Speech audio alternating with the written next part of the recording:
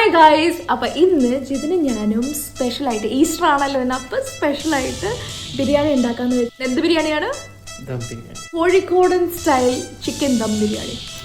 ഉച്ചയ്ക്ക് Easter special സദ്യ കഴിച്ചതിന് ശേഷം ബൈ ദ വേ സദ്യയുടെ കൂട്ടത്തിൽ മുന്തിരിച്ചാറും പായസം ഉണ്ടായിരുന്നു കേട്ടോ. അതിന് ശേഷം ഞങ്ങൾ നേരെ കയറിയത് അടുക്കളയിലോട്ട്. എന്തിന്? ഈസ്റ്റർ സ്പെഷ്യൽ ബിരിയാണി ഉണ്ടാക്കാനായിട്ട്. ദം ബിരിയാണി ജീവിതത്തിൽ ആദ്യമായിട്ടാണ് നമ്മൾ ഉണ്ടാക്കുന്നത്. ദം ബിരിയാണി എന്നല്ല, any sort of proper biryani ഞങ്ങൾ ആദ്യമായിട്ടാണ് ഉണ്ടാക്കുന്നത്. ആൻഡ് അത്രയും മണിക്കൂറുകൾ അടുക്കളയിൽ കിടന്ന് കഷ്ടപ്പെട്ട് നിന്ന് പണിത് അവസാനം നമ്മളുടെ റിസൾട്ട് സക്സസ്ഫുൾ ആയിട്ടുള്ള നല്ലൊരു റിസൾട്ട് കിട്ടുമ്പോൾ എൻ്റെ പൊന്നു അച്ഛന്മാരെ, ആ ഒരു ഫീല്, ആ ഒരു മൊമെൻറ്റിൽ കിട്ടുന്ന സന്തോഷം.